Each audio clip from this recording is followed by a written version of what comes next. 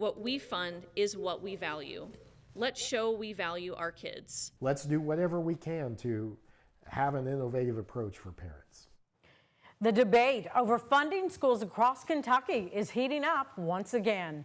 The Protect Our Schools Coalition is asking the legislature for an extra $718 million for public schools. Meanwhile, the Kentucky Supreme Court will hear the constitutionality of funding charter schools this week. And thanks for joining us here at 5. I'm Connie Leonard. And I'm Doug Proffitt. This all comes on the heels of Amendment Number 2, a ballot amendment that you right here in Kentucky rejected in November.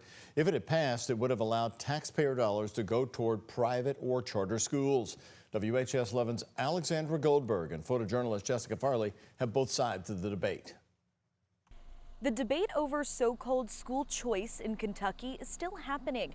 Kentucky voters rejected Amendment 2 in November, but groups both for and against the ballot amendment are continuing their fight. Kentuckians from Paducah to Pikeville and Somerset to Southgate said we don't need to undermine our schools by diverting money from them.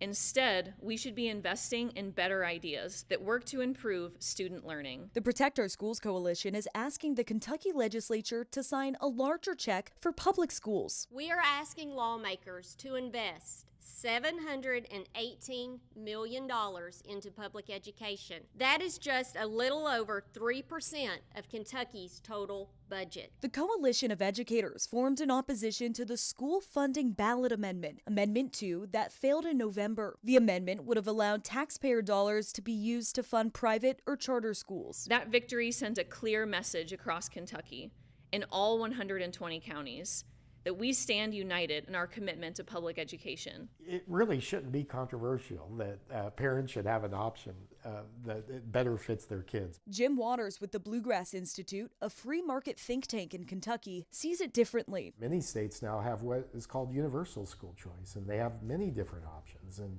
some have vouchers, some have education savings accounts, most have charter schools. The question of funding charter schools will come to its head this week. The Kentucky Supreme Court will hear arguments over if taxpayer dollars funding charter schools is constitutional. The bigger picture is that we will have a thriving charter school program like many states have. Charter schools don't always serve the best interests of our students. Kumar Rashad, vice president of the Jefferson County Teachers Association, says they're fighting to keep every dollar in public schools. Vouchers and charter schools are the opposite of equity, are opposite of fairness in education. The debate of school choice, or how it's funded, extends far past the election. Now it's in the hands of the elected and appointed officials. In Louisville, Alexandra Goldberg, WHS 11, on your side.